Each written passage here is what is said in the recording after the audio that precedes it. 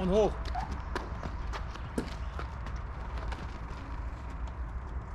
Eigentlich hatten wir uns ja den LKW gekauft, also so wie er ist, dass wir nur noch einsteigen müssen und losfahren können.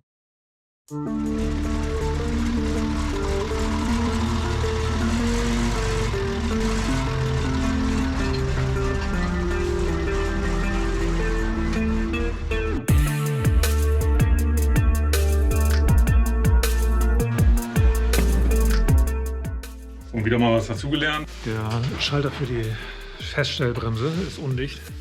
Das ein oder andere Mal bleibt nur noch das Herz stehen, da Wasser von innen die Scheibe runterkommt. Und die sind einige schwerer. Ja, gut, dass wir das gemacht haben, weil die Bremsen sind fest. Und das entpuppt sich jetzt halt irgendwie als Riesenbaustelle.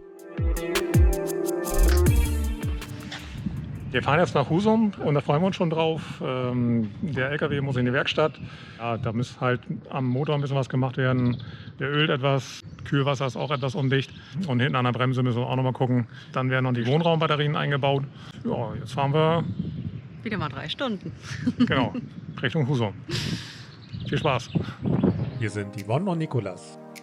Reisen ist unser Leben. Unsere Jobs haben wir gekündigt, um etwas völlig Neues zu beginnen. Als digitale Nomaden wollen wir in unserem Expeditionsmobil die Welt bereisen. Komm mit und begleite uns auf unserem Weg.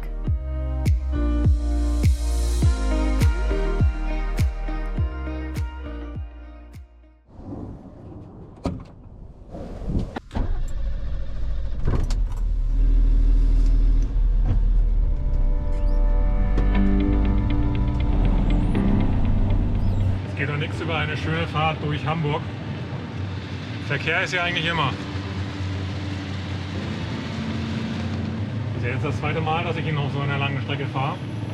Das ist doch keine Gewohnheit, ne? Aber es geht erstaunlich gut. Das ein oder andere Mal bleibt nur noch das Herz stehen, wenn ich dann so niedrige Bäume sehe. Oder vorhin war da irgendein Bauer, der da irgendwas verlegt hat über sein Feld, über die Straße rüber. Das sah gefährlich niedrig aus. Wir sind ja irgendwie so zwischen 3,70 Meter und 3,80 Meter hoch. Genau gemessen habe ich das noch nicht. Wobei, das hätte mir dann da auch nicht geholfen, weil da stand ja nichts dran, ne? Wie hoch das ist. Das sah ziemlich eng aus. Haben wir aber nicht berührt.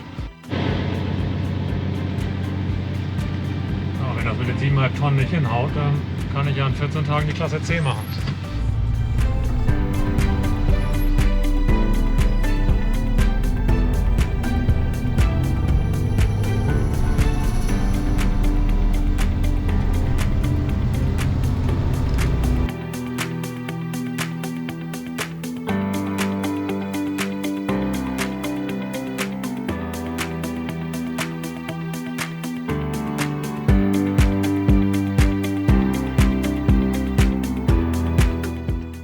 Angekommen. Ja, war ein ganz schön langer Ritt irgendwie, aber gut. Das war raus, müssen wir glaube ich noch mal dämmen.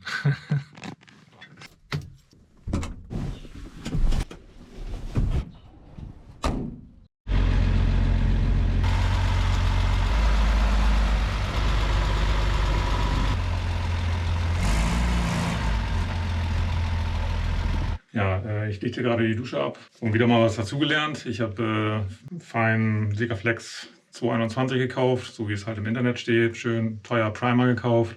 Ja, und jetzt habe ich verstanden, dass das, wenn das altert, gelb wird. Also für eine Dusche. Das will man ja nicht haben. Und ja, mir wurde 292 empfohlen. Das bleibt weiß und ist auch noch wesentlich beständiger gegen korrosive Elemente, also irgendwie Salzwasser, Laugen.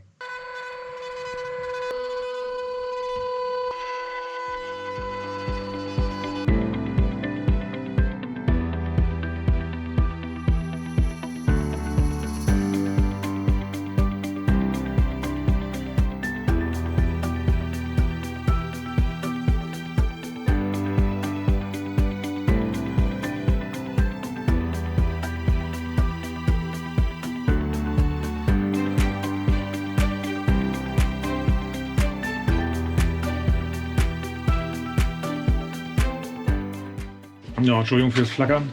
Das hat leider irgendwie mit der GoPro zu tun. Die schafft das irgendwie nicht. Hat zwar so ein Anti-Flicker-Programm, aber diese LED-Lampen, damit kommt die irgendwie nicht klar.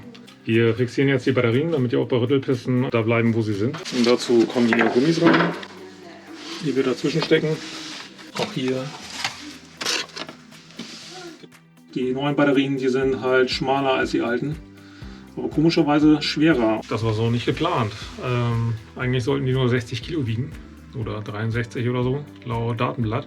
Also wir haben sie jetzt nicht gewogen, aber die alten, die sind einige schwerer. Also die wiegen mindestens 70 Kilo das Stück. Ja. Wenn auch nur ein bisschen, wollten wir dadurch auch schon Gewicht reduzieren. Das hätte uns nochmal 40 Kilo gebracht gegenüber den alten. Ja.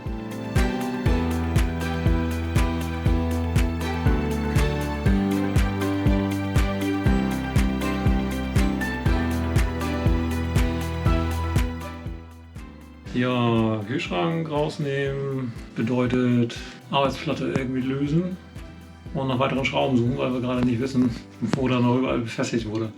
Wir haben so eine Vermutung, dass da so eine Schraube ist, die hier hinter der Spüle ist und da kommen wir dann nicht ran. Und wir hoffen, dass das die Schraube ist, weil wir haben keine Ahnung, wo der sonst noch fest sein soll.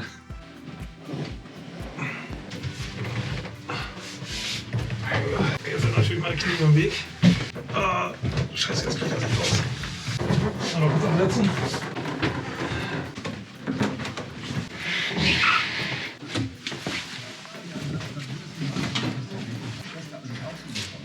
Mal eben Kühlschrank rausnehmen.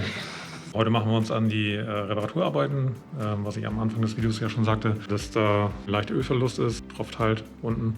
Das Kühlwasser, da ist das auch noch nicht ganz dicht. Und ja, die Bremse hinten rechts, da wollten wir auch noch mal gucken. Die Vermutung ist, weil das hier jetzt mittig ist, hier vorne, dass das aus der Welle kommt. Das Lüfterrad vorne ist schon raus. Wie es aussieht, ist halt der Simmering von der Welle kaputt. Den versucht er jetzt irgendwie rauszukriegen.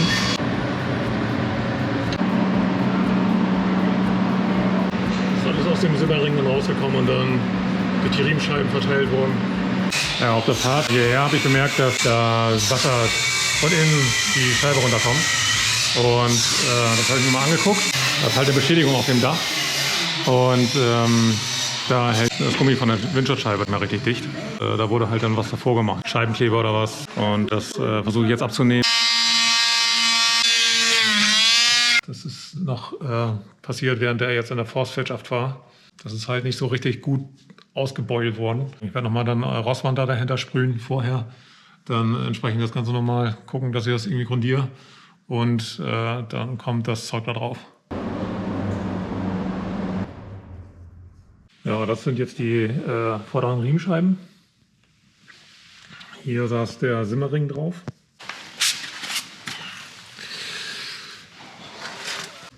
Hier saß die Riemenscheibe drauf. Und da drinnen saß der Simmering.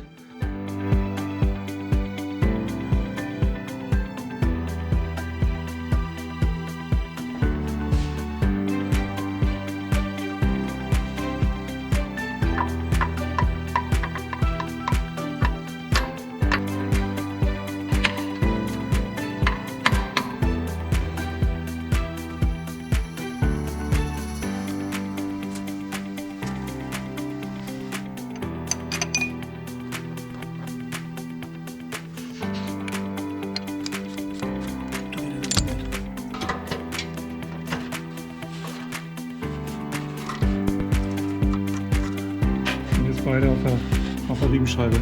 Der Schalter für die Feststellbremse ist undicht. Da verliert der LKW Druckluft. Das ist das Ding hierfür. So, das baue ich jetzt mal auseinander.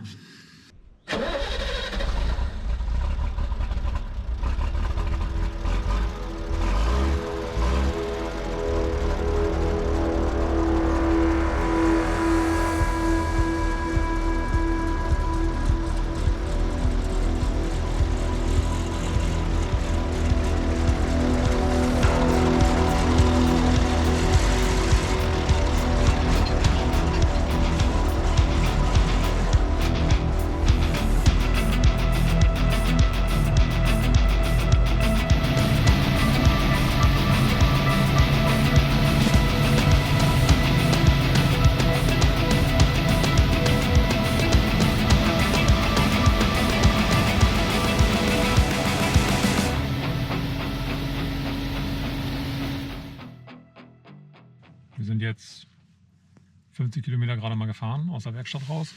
Auf dem Weg nach Hause. Genau.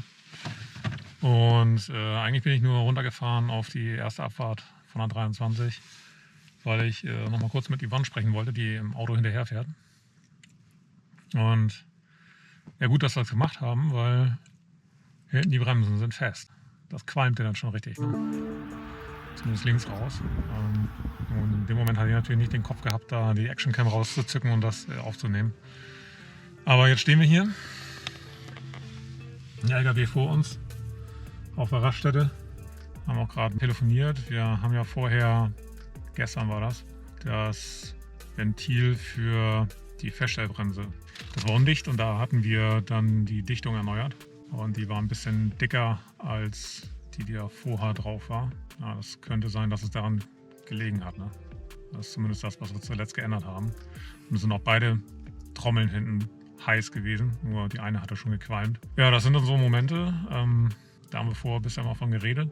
Naja, ne, wird schon irgendwann passieren mal auf der Reise. Jetzt eilt uns das halt früher als gedacht. Wenn wir jetzt irgendwie so unterwegs Mitten im Nirgendwo stehen würden. dann müsste ich jetzt daran und den Fehler suchen und gucken, dass ich irgendwie das wieder hinkriege. Das flößt einem dann schon Respekt ein. Ne? Tja, dann erinnert man sich dann immer daran, so was andere dann schon berichtet haben. Erstmal Ruhe bewahren, erstmal Sich das Ganze in Ruhe anschauen. genau, Mal ein Bild machen, bevor man ausflippt. genau. Ja, und was wir jetzt schon so besprochen haben, ist, dass wir auf jeden Fall während der Reise immer genug Proviant dabei haben werden. Also wenn sowas passiert, dass wir... Dann nicht in so eine Notsituation kommen. Ne? Und auch dafür kann man natürlich vorsorgen, indem man dann irgendwie, wenn alle Stricke reißen, ein Satellitentelefon dabei hat. Ja. Ja, das ist echt schon scheiße. Ne? Muss man mal sagen. Ja, Aber gut, dass es jetzt passiert genau. Ja. und nicht, wenn wir unterwegs sind. Wir lassen den jetzt gerade abkühlen und dann fahren wir weiter auf der Autobahn, um zu gucken, wie er sich dann verhält, und fahren die nächste Abfahrt dann nochmal runter und gucken. Genau. Er sagte, dass es eventuell vielleicht nur eine einmalige Sache jetzt war, dass sie sich nicht richtig gelöst hat oder so. Naja gut, mal gucken. Auf jeden Fall werden wir das jetzt einmal testen. Ja, drückt uns die Daumen. Die Bremsen sind jetzt wieder abgekühlt. Ich bin jetzt hier einmal eine Runde gefahren als Test. Die Bremsen scheinen frei zu sein.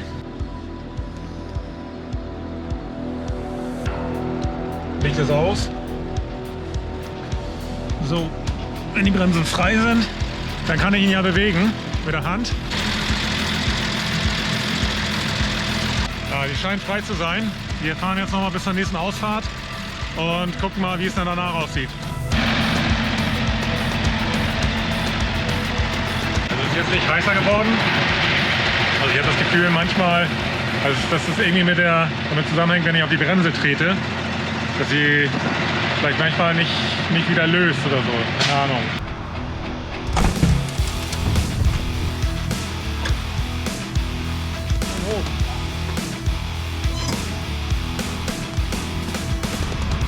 So, damit ich das Ventil jetzt ausbauen kann, muss ich erstmal Luft aus dem System lassen, weil sonst, wenn ich das auseinanderbaue, fliegt mir das alles entgegen.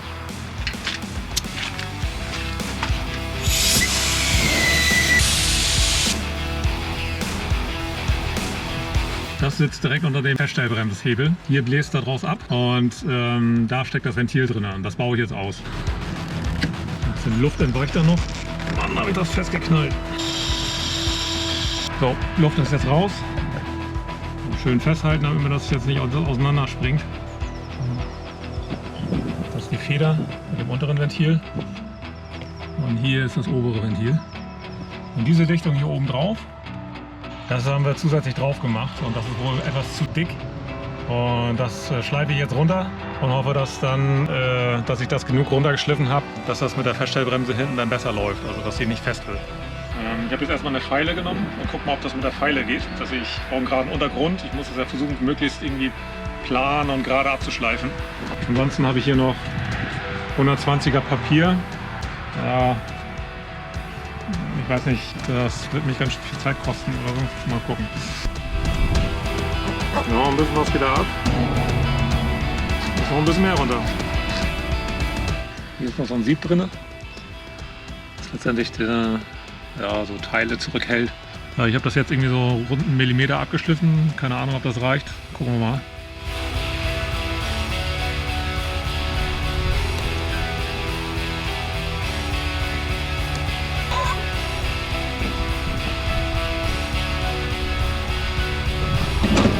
Jetzt müssen wir erstmal natürlich wieder Druck aufs System kriegen. Das heißt, ich muss den LKW anschmeißen und klar den Druckschlauch hier wieder abnehmen.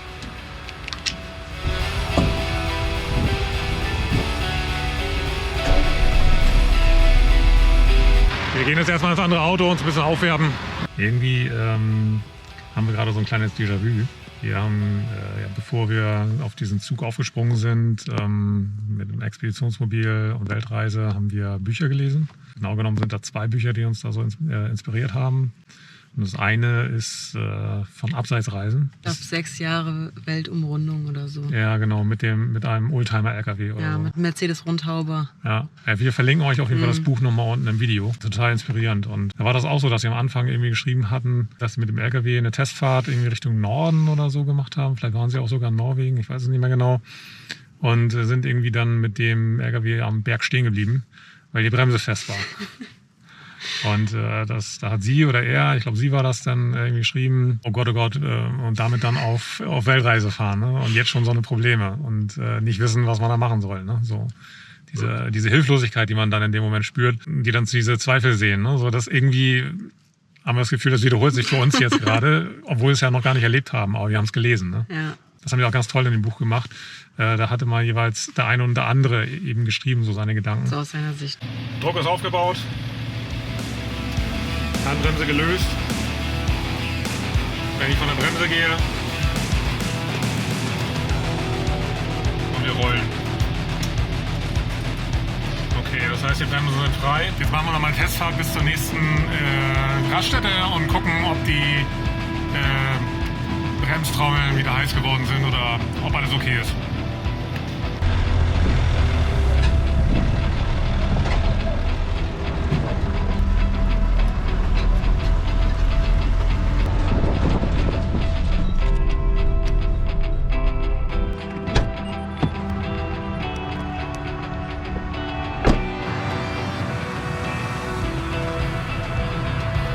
Ich glaube, jetzt waren sie frei. Sind noch sehr warm. Das ist das erste Mal, als ich zwischendurch auf dem Standstreifen angehalten bin, hatte ich nicht das Gefühl, dass sie frei waren. Als wir losgefahren sind vom Parkplatz, da kam man nicht so richtig in die Gänge auf dem Beschleunigungsstreifen. Deswegen bin ich nochmal angehalten auf dem Standstreifen, habe nochmal ein paar Mal auf die Bremse getrampelt und dann lief auch plötzlich gut. Ich muss halt gucken, dass ich sie irgendwie dass ich irgendwie, bevor ich losfahre, einmal ordentlich drauf trampel, dann Bremse loslasse und merke, rollt er frei und wenn er frei rollt, dann können wir fahren. Weil wenn ich jetzt noch ein paar Mal das auseinanderbaue und das, weiß ich nicht, dauert lange. Also lass uns mal gucken, ob wir so zurechtkommen. Ich werde jetzt nochmal die andere Seite prüfen und dann halten wir halt regelmäßig an den Parkplätzen an und gucken, ob alles in Ordnung ist.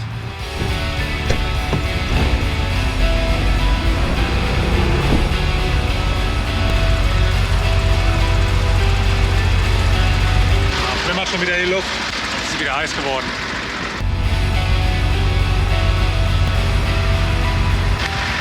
Hier oben drauf merkt man nichts. Ich sehe schon wieder die Luft über der Trommel flimmern.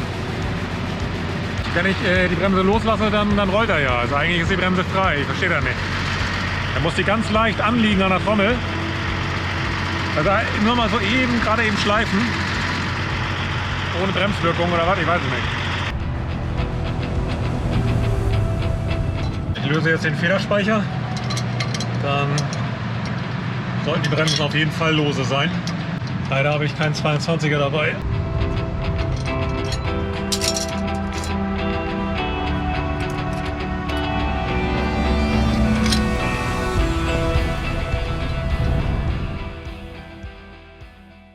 Eigentlich hatten wir uns ja den LKW gekauft, also so wie er ist, dass wir quasi nur noch einsteigen müssen und losfahren können und da nicht mehr so viel Arbeit mit haben. Und das entpuppt sich jetzt halt irgendwie als Riesenbaustelle. Ne? Ist halt echt so viel noch zu machen. Ne? Also gefühlt sanieren wir die ganze Kabine. Und dann, wenn man dabei ist, entdeckt man dann hier und da wieder neue Dinge, die irgendwie so besser nicht sein sollten. Bis jetzt war das so, dass wir jedes Mal, wenn wir vom Hof gefahren sind, irgendwas war. Ja, das frustriert mich ein bisschen, ne? Das ist im Moment der Stand, so wie wir jetzt einziehen werden in den LKW. Ist halt alles ganz schön viel. 9 Tage sind es noch bis zum Einzug in den LKW. Das wird ganz schön eng. Ich habe aber irgendwie so langsam das Gefühl verloren, so warum wir das machen. Ja, hübsch eingedeckt. Wir zerschneiden hier gerade unsere 200 € teure Matratze. Die Schubladen sind voll. Es ist von wegen Reduzierung. Heute ist unsere erste Nacht. Er schläft einfach an der Straße unter der Laterne vor seiner Wohnung. Wir sind jetzt wohnungslos. Das reinste Chaos. Keine Ahnung, ich glaube, es gibt fast nichts, was hier nicht durch die Gegend geflogen ist.